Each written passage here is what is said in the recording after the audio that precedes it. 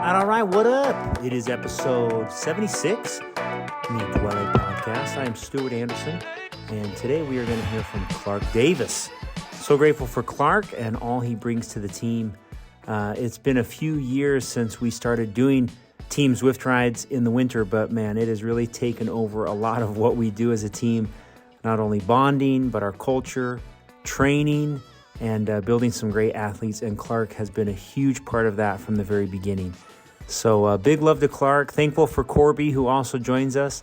This is a great interview. Lots of really interesting things and smart things from Clark about his life, training, how he approaches his family, and some of the things that guide him, not only as a man, but as a cyclist. So big love to Clark. Thankful for both of them for joining on this episode. We're looking forward to team camp in April, 13th through the 16th. We're also looking forward to some team kit pickup before that. I can't remember the exact date, but it's coming up, I believe, in March. The orders are being worked on right now by Duole, and they'll be shipping them out to us. So that'll be updated soon. Grateful for the squad. Thankful for everything that's going on this winter, for our incredible team sponsors.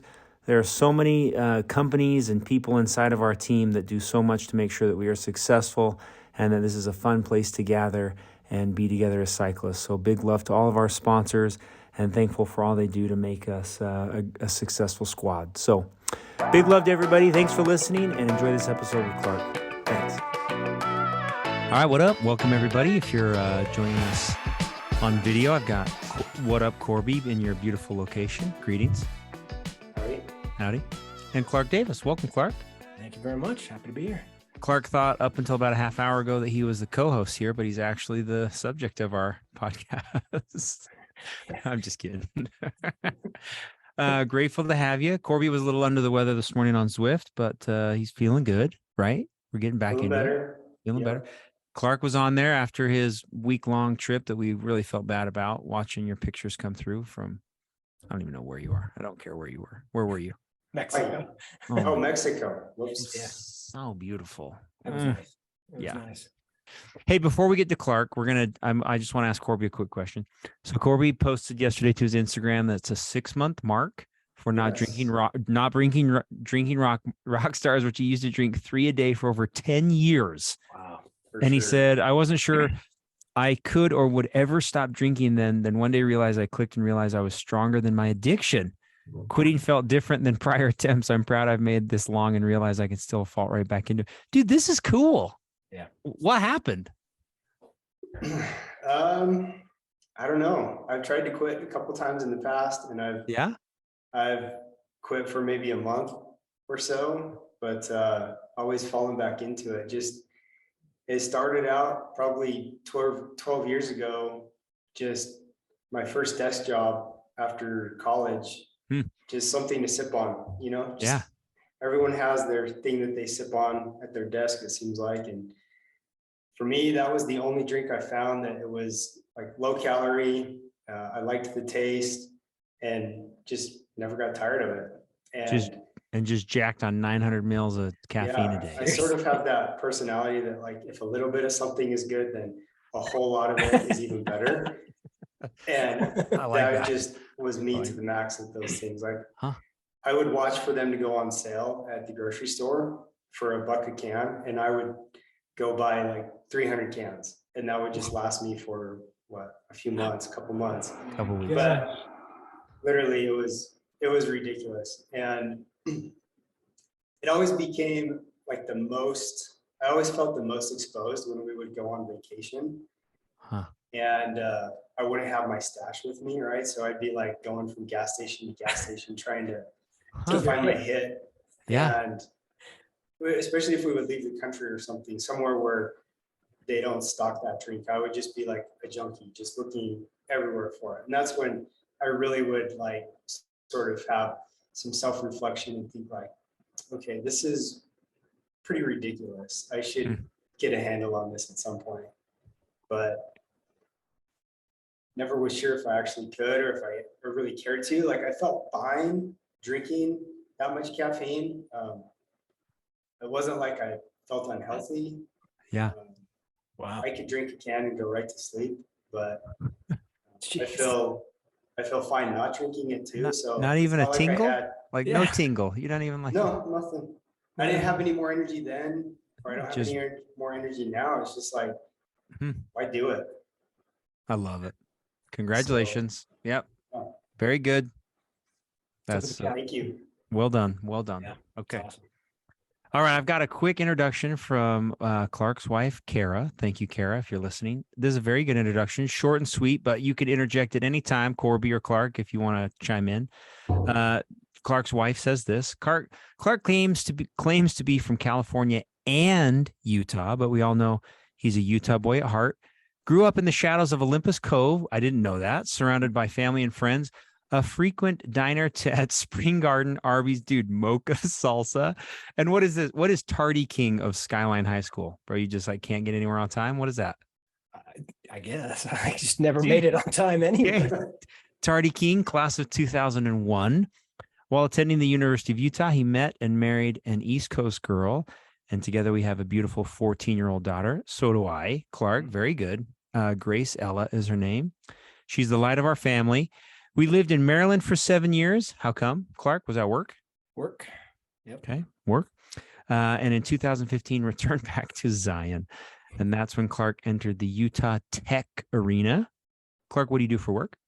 Tech. I work in software. And it's all right. It's good. It's kind of boring. It's like saying you're a dentist. We do the same thing every day. I'm just kidding. Okay. Shout out to Naybones on that one, Naybones. Thanks to his dad's bribe, he took up cycling in 2016, and the rest is history. When he's not wearing bibs, Clark, you wearing bibs now? I wish. He can be found in his work uniform, Rhone joggers, and a plaid button-down vest. Let's see it. That's pretty good. Yeah. She got me. Okay. Just got off a work call. So anyone who truly knows Clark knows he loves cycling, but he loves Jesus more. An avid student of the scriptures, loves studying the life of Christ. Our family motto is Davis's do hard things, and Clark is a great example of this. Whether it be waking up at 4:30 a.m. on Saturday mornings to get that long ride in before Donut Saturday. Dude, I want Donut Saturday. What is that? Every Saturday we go down to Lehigh Bakery and get square donuts. Boom. It's so good. Best donut in the state. And then I forgot this. She says, or Everstein during Christmas break. Dude, I already forgot you did that. That was awful. So did I. Oh my gosh. I put that in the back of my memory. And she says their family supported you on that effort. Or spending hours planning routes to ride with friends and coming home with pictures and videos to tell the tale. Clark does hard things, and our family is so grateful for his example and all he does to love and support us. Dude, great intro. Very good, Clark. She nailed it. Thank you. Clark, remind me how we all got connected here. How did it happen? Yeah, so this is a funny story. I initially knew I got into cycling kind of 2016, right, through a bribe. We can go deeper on that if you want, but did you say bride? A bribe, with the B. My dad is happily married. So I got kind of into it through Matt Ryder. Huh. And so I used to ride on Creighton Riders. Okay. The Saints to Sinners. And then I also knew I lived down the street from Dean Walker. He was my doctor that fixed me up when I was 18. And I knew James Clissold, who was a part of the team a while back. And it's kind of how it all kind of came together. And so I got on a Zwift ride with you guys in like 2018. 18? Yeah. I think it was like Thanksgiving week. My very first Zwift ride was Surrey Hills. Intimate group. Mm-hmm. Oh, it was like 6 of us. And I was last. I couldn't even keep up. Corby knows about Surrey Hills. Thanks, Corby. Yeah. Got you covered. Got you covered. I got dropped quick. And at that point, did we leave you? Oh yeah. I mean, it was awesome. It was the right move. I mean, you had to. Like it was, it was bad. And I just said to myself at that point, I'm not worthy enough to join this team yet. So I spent all of 2019 like Zwift stalking everybody. Or not Zwift, Strava stalking. And I would literally look at the rides and say, okay, how long did it take them to go up Big Cottonwood Canyon? And then that was my ride the next week. Got it. To go see if I could actually try and I remember one time I think you made a comment on someone's post or ride about going up Butterfield.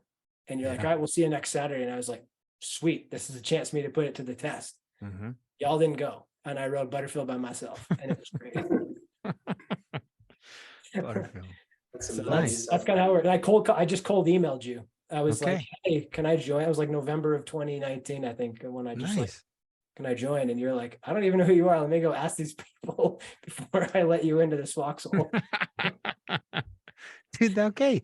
That's good though. I mean, usually that is like a normal scenario though. Like watching us kind of like, oh, I like how they ride. This is what I want to do. So that was good. Okay, good.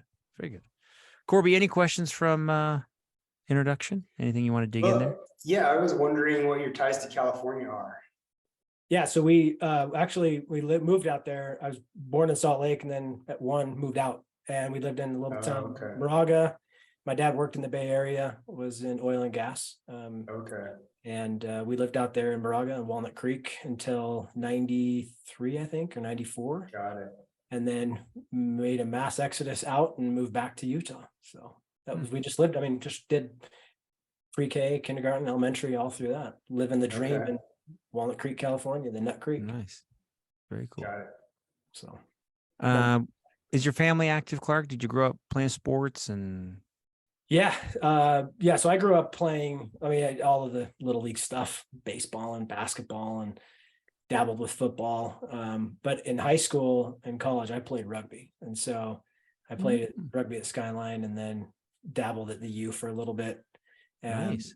But I dislocated my shoulder so many times. That's why Dr. Walker had to fix me up. And ever since I was 18, it's just never been the same. So, just like not there. But yeah, I was just like Dave Britton, just played rugby and it was the best sport ever. I loved it. It was just me and a mouth guard, and that was about as much protection as I had. So I loved it.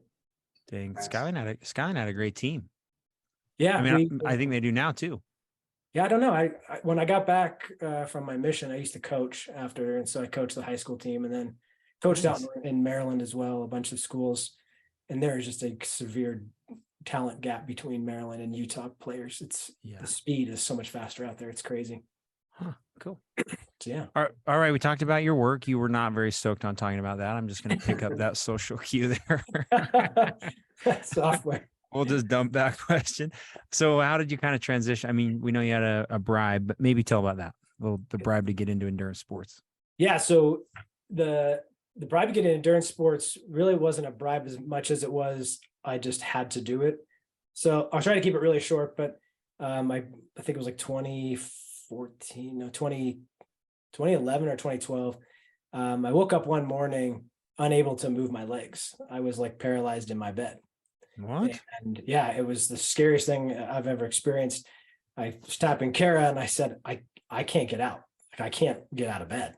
And she thought I was joking, because who says that? I was in my late 20s. So it's like, that's not something that happens. But at that point, I realized that something was wrong with my body and I had to fix it. And I didn't know what it was. So I met with a bunch of different doctors. And finally, after about 4 doctors, it came back that I had just severe arthritis in my spine, and my spine had basically just seized up.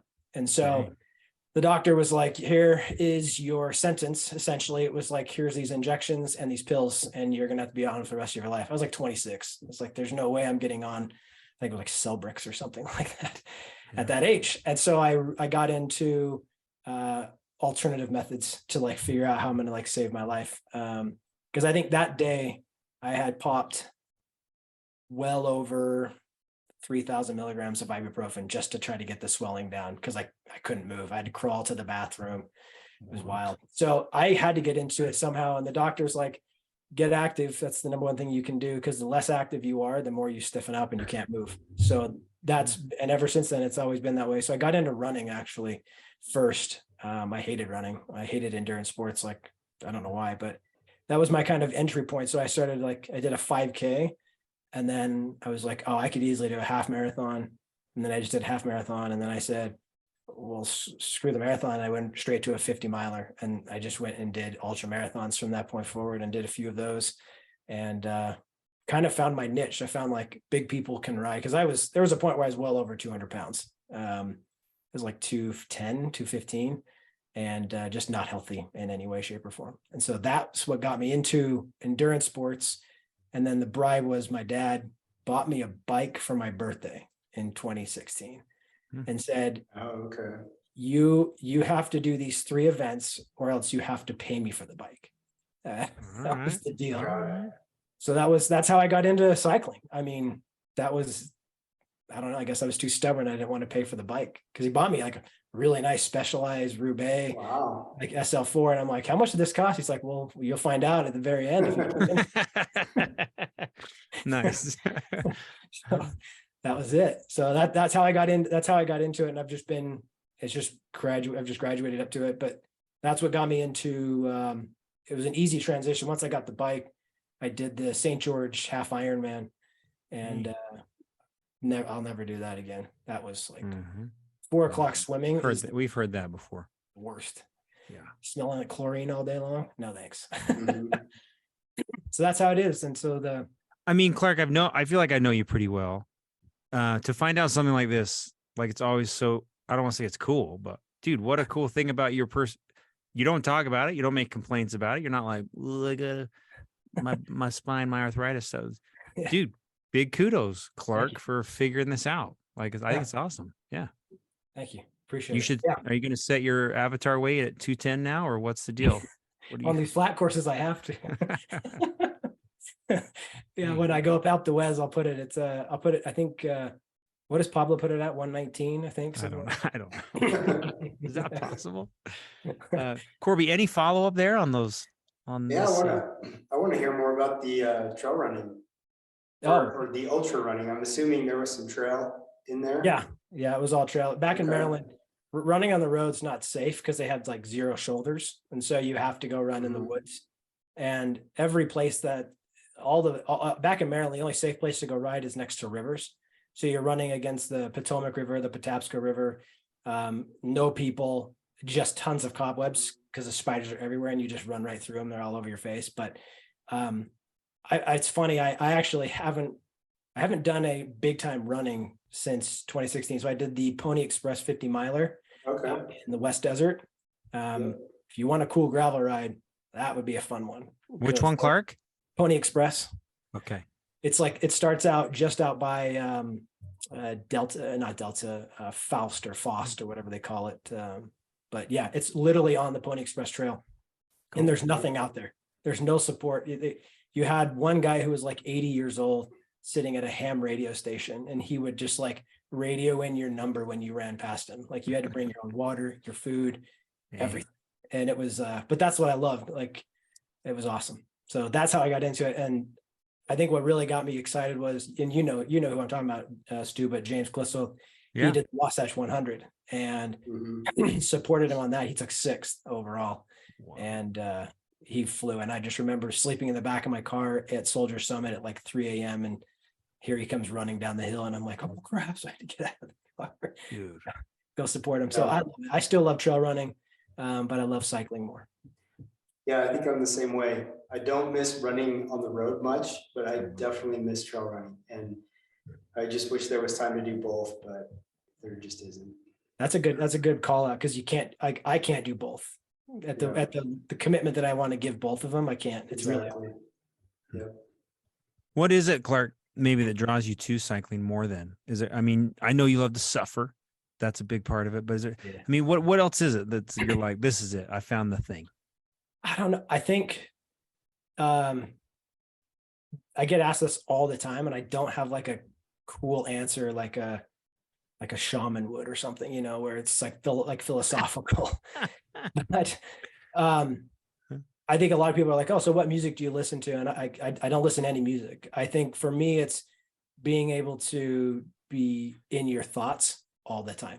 And when I run, I feel like I'm always out of breath, and I'm struggling. Like with my cycling, you don't have to worry about that. So I guess it's more of like, I can be in myself a little bit more.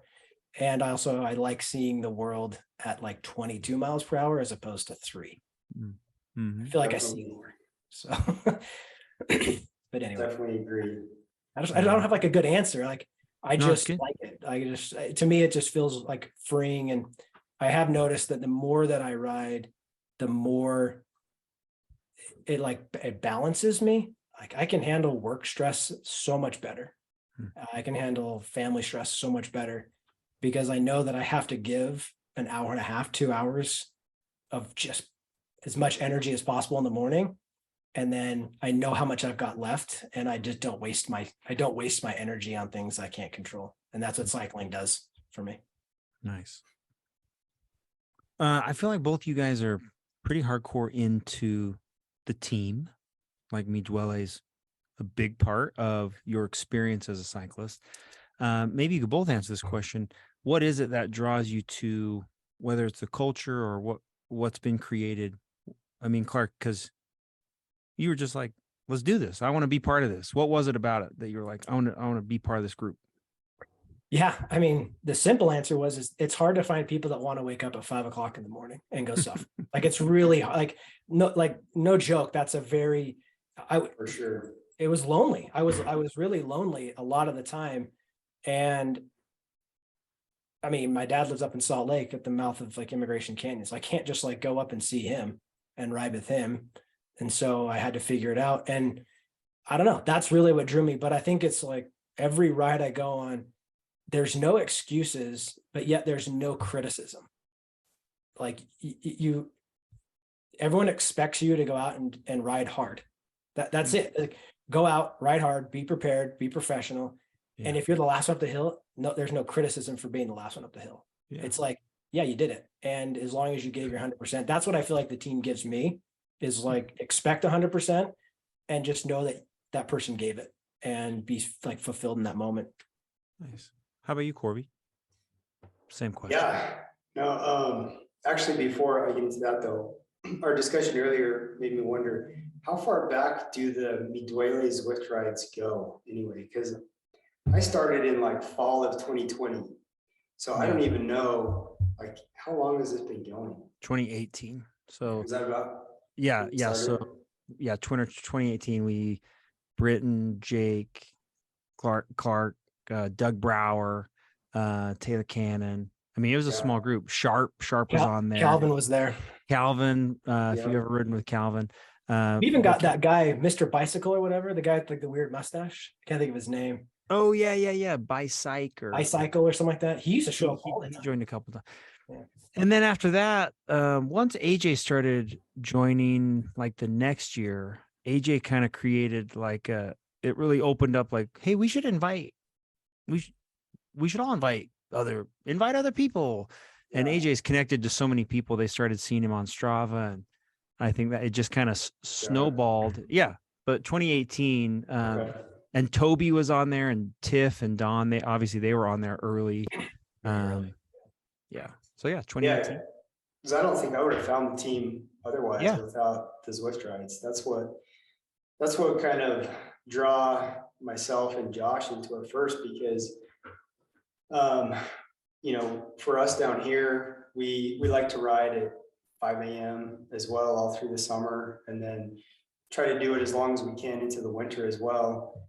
And we never really loved the trainers either until we found the Duole group rides, and then we were just like, oh yeah, this is our group. This is totally what we're looking for. Dude, it's so cool to watch 25 dudes, 30 guys on there now, like this morning, just like hammering together. Oh, yeah. Like there's just, it's crazy to watch that many strong riders together. It's awesome.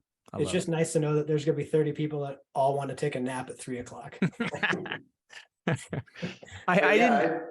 Yeah.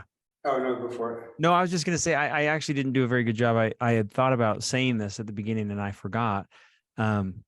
Like Clark, the reason I wanted to interview you, Clark, is because Clark has single-handedly created a very big part of who we are. Like it, I'm like convinced like Zwift is like, it is part of us. It used to kind of be like winter, like, oh, it's kind of funny. It's kind of, dude, this is half our year. This is how we engage. Like, I don't know Corby without Zwift.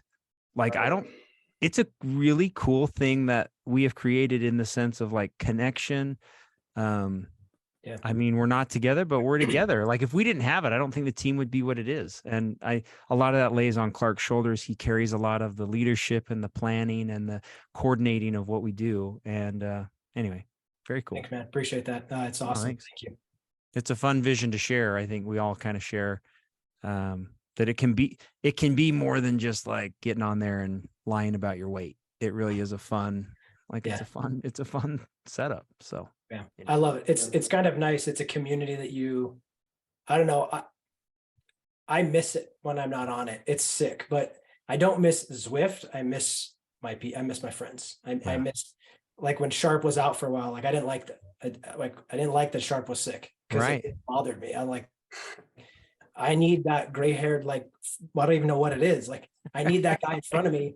I need AJ's red socks, like, I don't know. It feels like you're a part of something so much bigger, and you're relied on. Like, but you do great at that, Clark. You recognize Corby wasn't on this morning, and you asked him where he was. You've sent me multiple texts like, "Hey, where were you? What were you doing?" Not in the sense of like, "Where were you?" but like, we missed you. You missed your training rides, Stu. What's going on? Nice. All right. Some quick questions, Clark. What bike are you currently riding?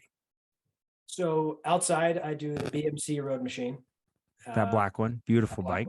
Love that one. I got get the new wheels on there, the climbing wheels, and then outside also I got the GS1, the green one. We like to call it Shrek, the Shrek color. Shrek. That is, I like that. I've never heard that, but I'll roll with it. And then on the trainer, I've got just a Roubaix, that an old, not an old one, I guess, 2013, just a Roubaix S-Works caliper brake. What do you call them? Rim brake. That's what they are. So upgraded to the thing. But those are the 3 bikes that I have that consume my my pocketbook. Okay. Favorite local ride? Alpine Loop and dropping down to Cascade Springs, the number one. Alpine Loop from which side? Do you like American Fork? Yeah. It's just literally right up I just ride up my street. Super close. Yeah. Last summer, didn't you do Alpine Loop every day 1 week? Oh yeah, that's right, dude. Yeah. Nice. I think I joined you for one. Yeah. You and Rich and who else came up from down there? Oh man, I can't think of his name. I didn't catch on that was what you were doing until the end of the week. I was trying to get 200 miles and 20,000 feet of climbing. And if you do that 6 times, you're well over that. Dang, that's rad. That's fun.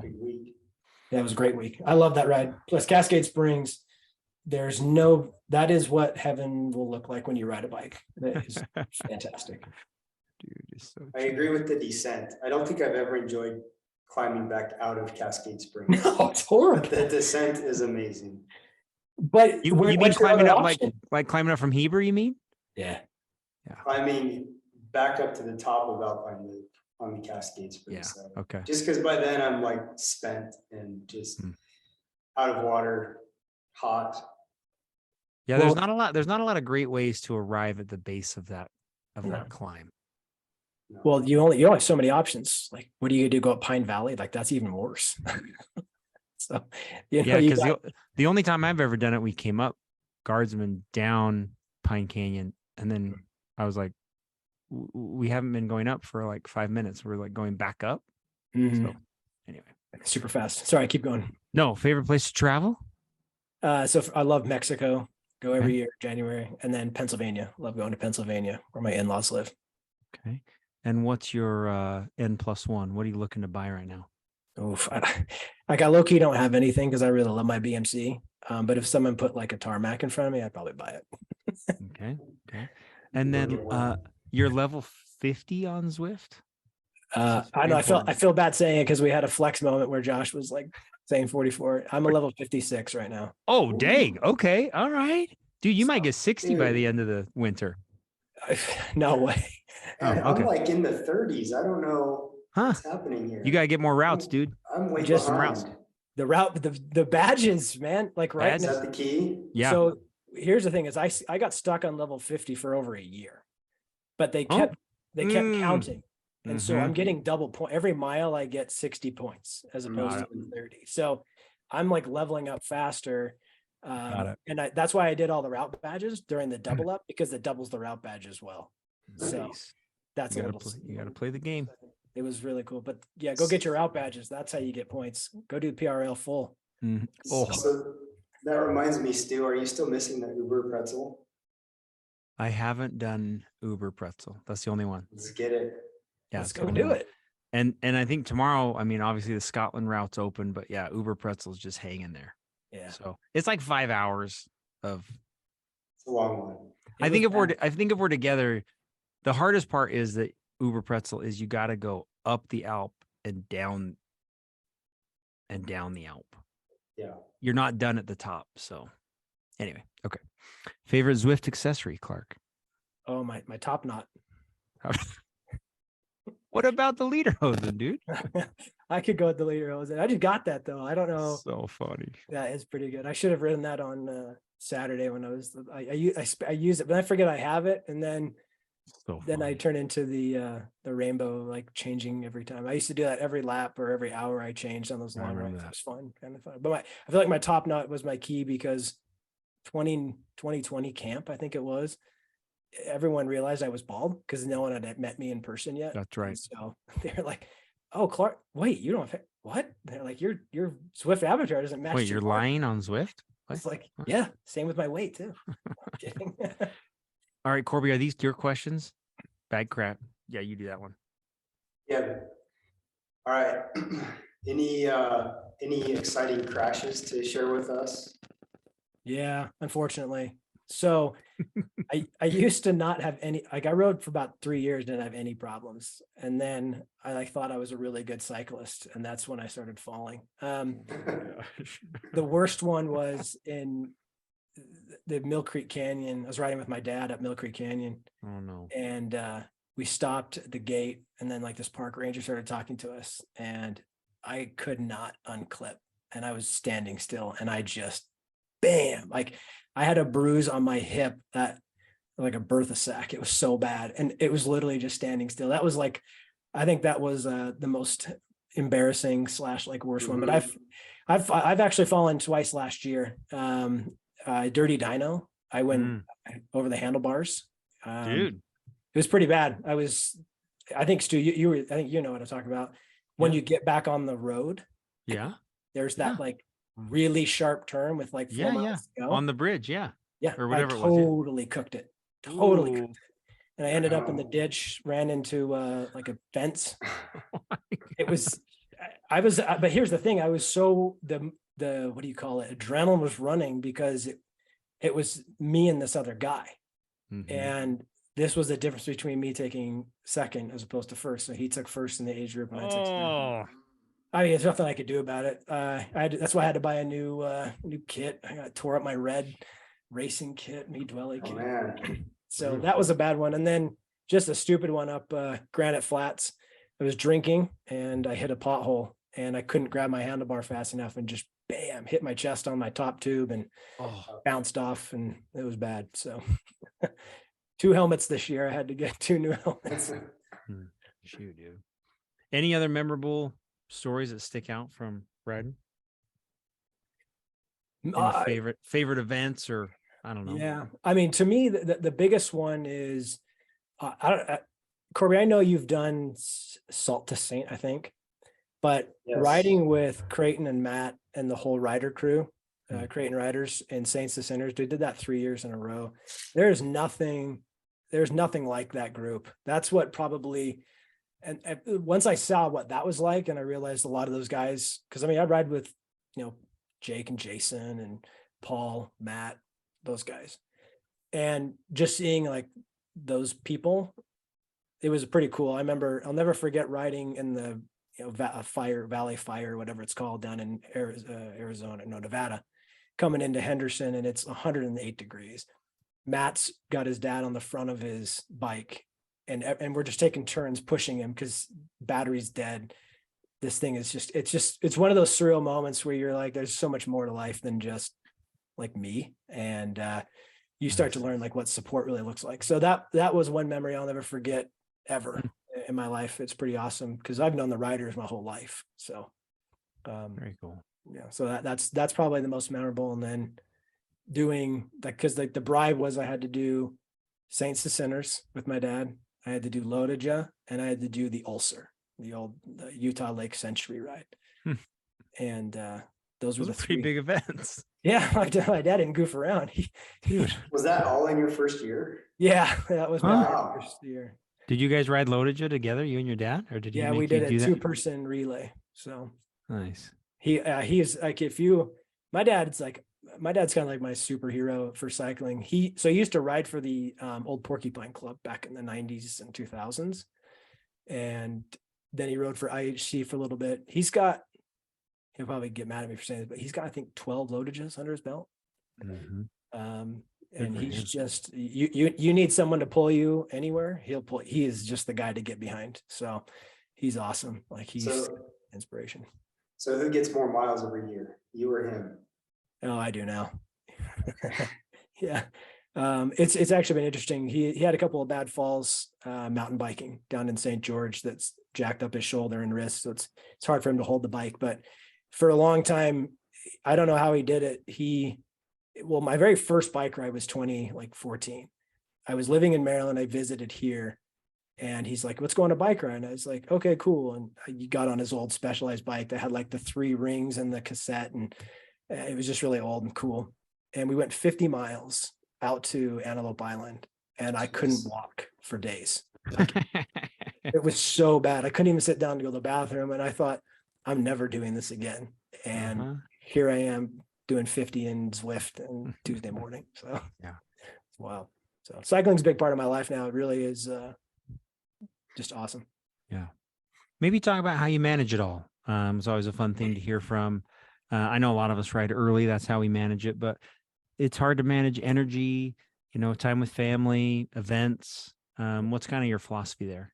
Yeah, that's been the biggest, that's a hard one because I don't feel like I've figured it out yet. I started just the last couple of years. It's been nice I think COVID really helped me because it was always around the family. So like getting away was the biking, and it was really easy to do. But then when you had to go back to office and you had to go back to life, it changed. And then I found myself being like, I can't do the 6-hour ride starting at 8 a.m., 9 a.m. on Saturday because I won't get home till 3. And then, I only have so many weekends with my daughter. So it's been tough to be able to balance it, but you're right. 4:30 to me doesn't bother me anymore.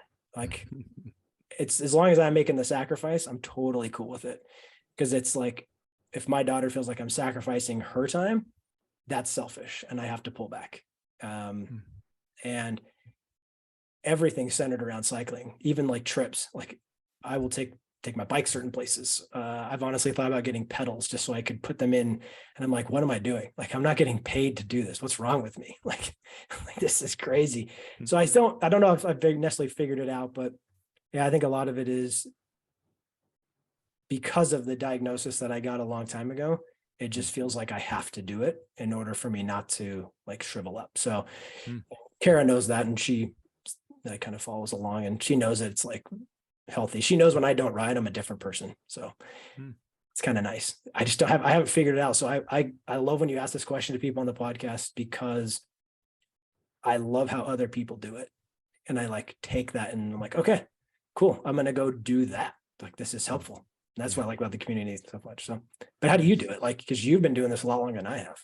Yeah. It's a moving target, if I'm being honest. Like, it's different every year. You think you kind of have it figured out. And then last year we, enters high school mountain biking, and it's like, I don't want to be a Lodija while my kid's racing. That's like ridiculous. Why would I ever, that's I'd never miss that. And so, I like managing it now is like, I want to see her do the thing I love. I want to see her excel. And so, that's changing the way that I manage, and Kristen manages the way that when they're little is easy. You're just like, they don't even know I'm gone. Like, you just leave them, and then they come back on Saturday for pancakes, but now that they're older, it's more difficult to manage. So, yeah. Well, Corby, how about you? you got a baby coming. Like that's all changing for you. Yeah. I mean, I don't know what this year's going to look like from that perspective, at least for April and May. So I think on my podcast, I just said like, it's sort of, there's always different phases of life. And so I think it's important to just realize that where you're at in life right now and try to find those hours that do work when it's sort of least noticeable that you're gone and getting exercise. And, 5 a.m. certainly is a good time for that. Unfortunately. Yeah. I mean, I feel like a lot of the group, a lot of the Duoles have that in common where it's like early mornings are no big deal. And it's such an amazing time to ride at the same time. Like it's the golden hour, it's like beautiful in the morning, that time in the summer. So yeah. I try to often just reflect too on like, I mean, you guys know this sport could be all encompassing. Like Corby does it for a job. Yeah. It just consumes you like food and weight and gear and clothing and route. So we got to plan a route for Saturday. So I'm going to waste all day Friday planning a route. And then I'm planning events and managing team, ordering spandex. Get my bike ready. I gotta wash my bike. I gotta, it needs an hour of, and so, I mean, to double down on Clark's scripture study, but sometimes when I think, where is my treasure, right? Where is my treasure? Where am I putting all my time? Dude, that's where my heart is. And I'm like, okay, my heart is here. That's probably not, I should probably evaluate how much, because sometimes I'm like, dude, 12 hours a week? What could I do with 12 hours a week? 13 hours or 14. And that's just writing. Like that's not everything else into it. And so I guess to answer your question, Clark, I'm always like trying to find how to make it work. What's the smartest, best way? Because the last thing I want to do is look back and be like, what a waste of time. Yeah. Like what an idiot. And have my kids think, well, dad and his dumb bike, like that would suck. That would be the worst. No, I think I need to do self-checks all the time with that. Yeah, same. So anyway, Clark or Corby, any follow-up there for Clark's training or anything you want to ask? Well, one of my most memorable rides was with Clark last year. I think it is in the books as the coldest ride I've ever been on. Oh, that was bad. Do you remember these pictures? Oh my gosh. That one came to mind as I was thinking of sort of rides I've done with Clark and how I know Clark. We went up, this was last year, right? We went up South Fork. Was it that? Yeah, I think so. Or maybe I can't remember, but we went up that was a bad choice. And it was one of those rides that as soon as we started at Provo Canyon, we all were thinking the same thing, that we should turn around. And like nobody dared just call an audible and be like, hey guys, let's go ride somewhere where it's not going to get 10 degrees colder than it already is. And we just kept going and oh my goodness. It was bad.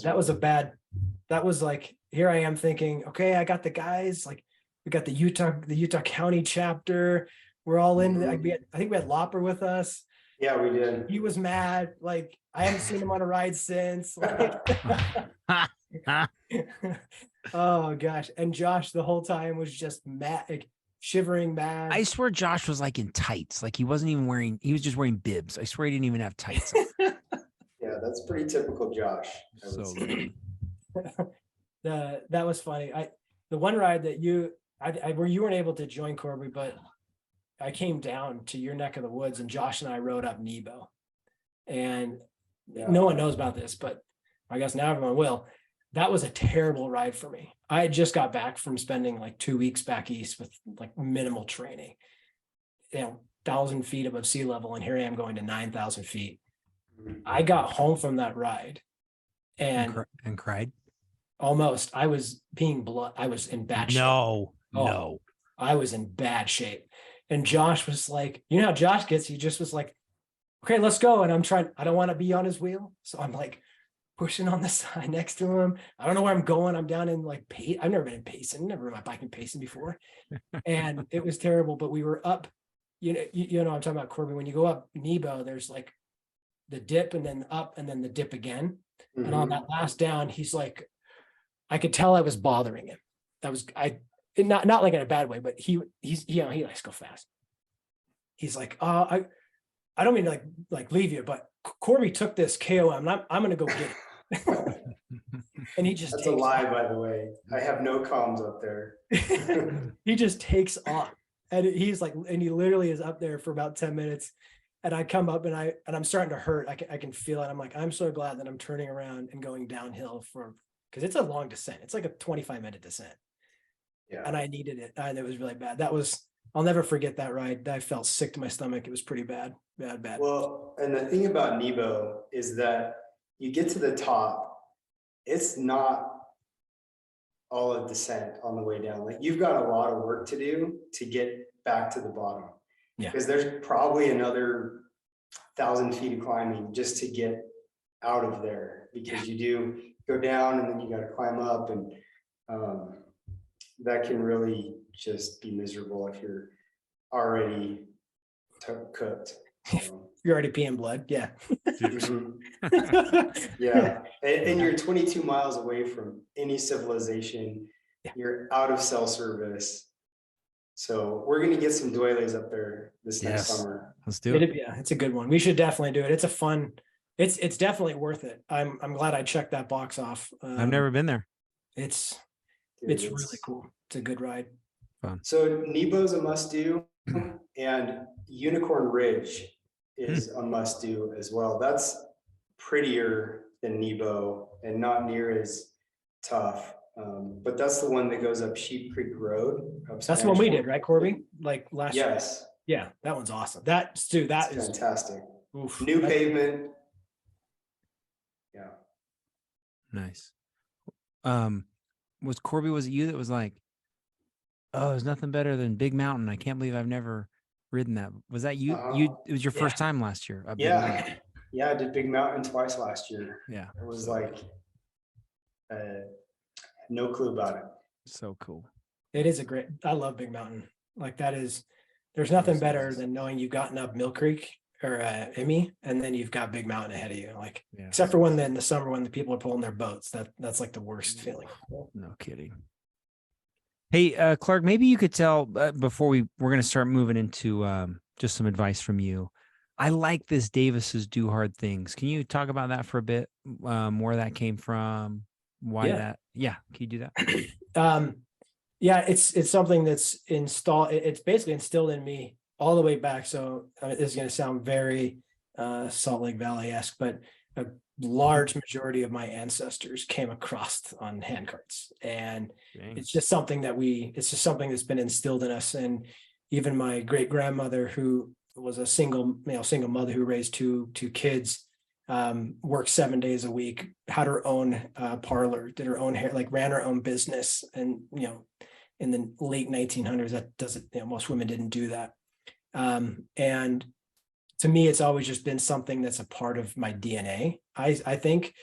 And I wanted my daughter to know that. And because life is just hard, and that's just all there is to it. And I can't remember where I heard this from, but it was this quote that I heard that said, at some point and someday in the near future, your kids will figure out who you really are. And that one always kind of struck me as like, I hope that when my daughter gets to that point, that she's always going to be able to say, like, he did hard things, and he just did it. And there was no question about it. Like, that's who he was.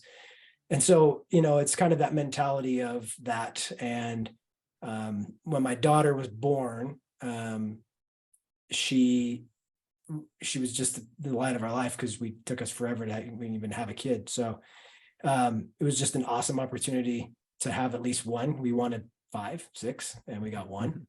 Now that I look back on it, I'm like, cool, one's great. Don't know if I can manage 5, but it wasn't until she was just about 2 years old that we found out she was born hard of hearing, partially deaf. And that was just an obstacle that she was just going to have her whole life. And so she's always been having to do hard things that other kids wouldn't. And I wanted her to use that as a tool and a motivation rather than like an enablement or a crutch. And so, you know, when we kind of taught her as she got older, you know, like, hey, like you have to work harder. You have to focus hard. Like school will be harder because you will not be able to hear the teacher like everyone else will. You will not be able to catch on what people are saying because you might not hear it correctly, and you're going to be at a disadvantage, and that's a hard thing, but you can do it. And so that's kind of where it's been instilled in our family. So that's Davis's do hard things. And that's why I like cycling, because I like big cycling events where I get to the end and it's like, yeah, I did a hard thing and I didn't stop. Dang, man. I love that, Clark. You're a good dad. Well done. No, I've just fallen down many times, so I know what bad dads look like. Any follow-up, Corby? No. You're an easy person to have interview, Corby. I like it. No, that sounds good to me. All right, dude. Well, what advice do you have? Young guys, and we can go anywhere here. I mean, advice for new guys. We're always having new guys on Zwift. Yeah. Advice for training, how to stay motivated. You can take that anywhere you want to go. Oh, that's a big one. I'm probably not the best guy for training, because I've never followed a training plan my entire life. I've never done trainer road. I've never paid for a coach. I just love riding my bike, but I don't want to knock people that do, because like that works for people. And so I don't really like, my advice is just very simple. It's just remember that if someone were to, if you had to ask someone to judge you, how would they judge you? That's it. It's like, would you want someone to see all your flaws? No. So don't go see flaws of other people. Because at any moment in time, what if that was the script was flipped and they were looking at you? That's always like a big thing. Everyone's got stuff in their lives that's going on, and you just have to remember that. And it's not that I don't know, just got to be kind to people, understand that everyone's going through something. On the bike, for me personally, there's some things like after falling pretty bad the first time, I realized how like unbreakable I am. Like I am not as cool as I thought. Like Lycra didn't protect me. And that's when it kind of humbled me a little bit. So advice is, is 61 miles per hour worth it to you if you fell? Just always do calculations, find out what your life is really worth, and constantly be adjusting to the value that you're assigning the specific tasks that you're doing right now. And that goes for work, it goes for family, goes for cycling, anything. Is this what you're doing at this point? Is it valuable enough to keep doing it at the rate you're doing it? And does it bring value? So it's kind of like my advice for cycling as well. I don't care if I'm the last one down the mountain. I do care if I'm the last one up the mountain, though. Nice. Probably not as motivational as you would hope, but no way, man. It was awesome. I could find a cool quote or something, but actually there is some good advice. This gets back to my running days. Kipchoge, do you know who that is? Yeah, didn't he do the sub 2 hour marathon? Yeah, he's like the fastest long distance runner in the world. It's pretty cool. I'll try to not butcher it because he's really good at it, but they did an interview on him, and his biggest thing is set your priorities right. And you do that in like 3 different ways, like avoid complaining at all costs, which is super important. What else does he say? Learn to say no, set your priorities, and avoid complaining. And that's like how I think about it. And then that's like, and when you do that, you become more disciplined, and the more disciplined you are, the more free you are. Nice. So there you go. There's my advice. What is Corby follow up? Any questions? Hold on. Your mic's cutting out. Sorry. Yeah. I'll start over. Yeah, there. That's good. Can you hear me now? Yeah, that's good. Yeah. Okay. Just going back to what we were talking about with doing hard things on the bike, I guess. How do you translate? I've thought about this sometimes a little bit for myself and my family. Like, how do you feel like doing hard things on the bike translates into being able to like also do hard things in other areas of life? Yeah, good question, Corey. Great question. Yeah, that's a really good question. You weren't kidding when you texted and said we're going deep. I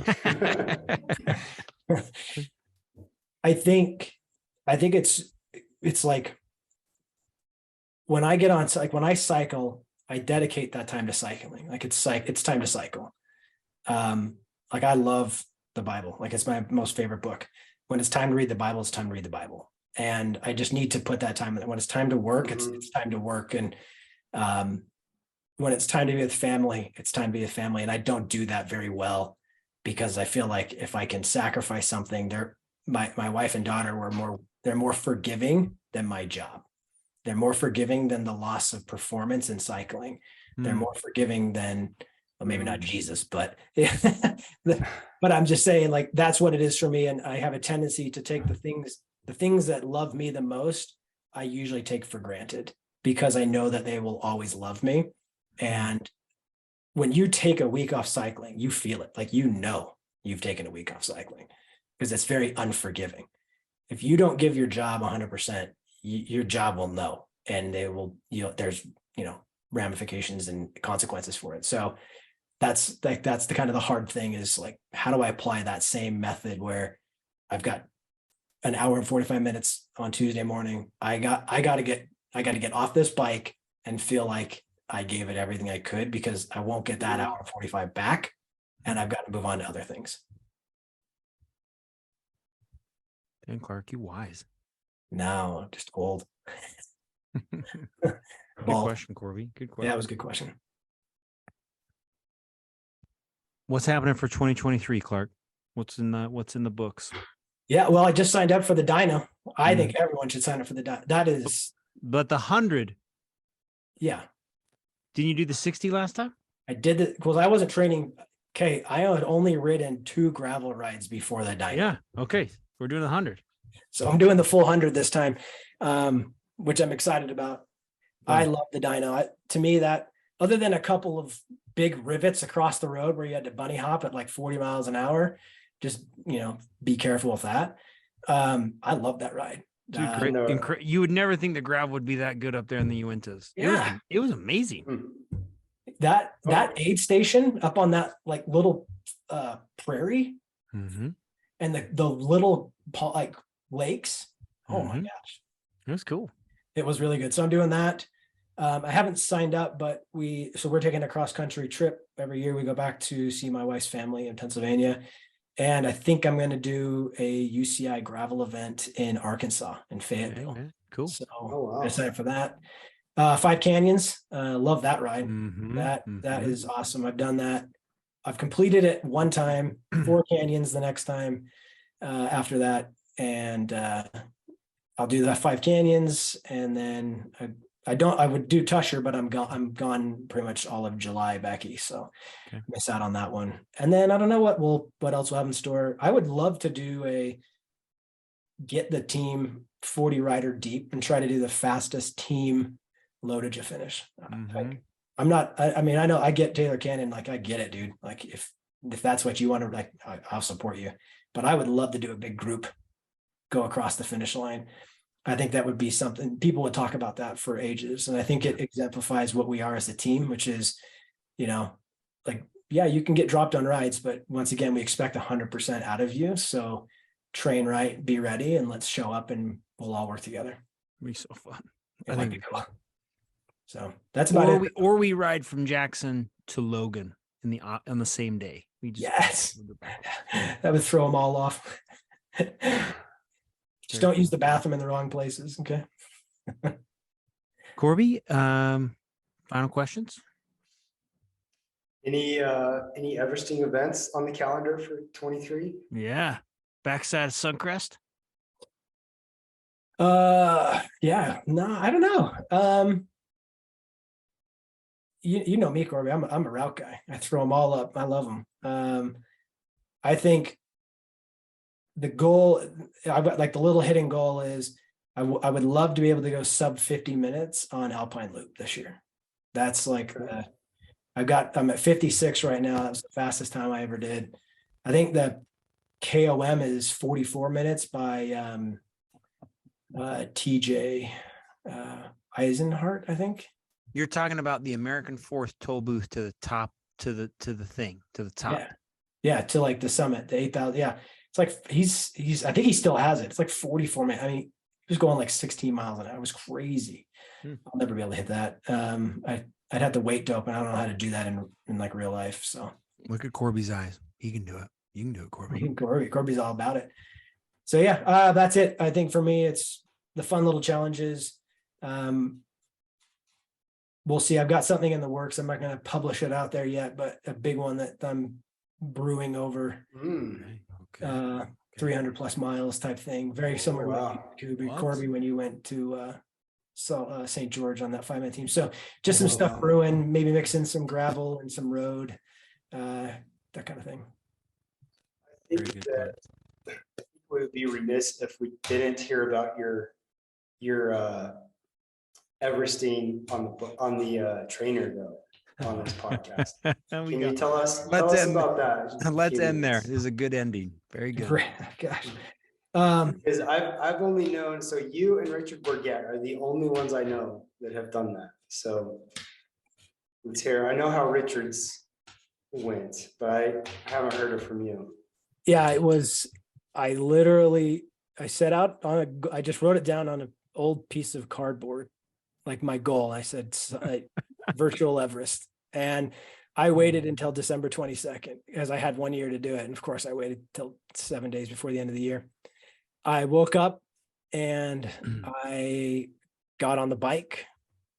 I rode over to the Alp, and I just started going up, and it was literally like I didn't tell anybody I was doing it. I didn't like post it. Dang. I just did it. I just started riding, and then someone got on Zwift and saw, like, cause you get on Zwift, you can see how long someone's been riding for. I think it was like 9 hours in, and they texted me and they're like, "What are you doing?" And I said, "I'm just riding my bike." And they're like, I'm not 9 sure. hours? Like, what's wrong with you? I said, "Well, I'm virtually Everesting." And so like Matt Ryder jumped on and rode with me for a little bit, because that was back when you could select ride with somebody and then it would drop you off right there in there.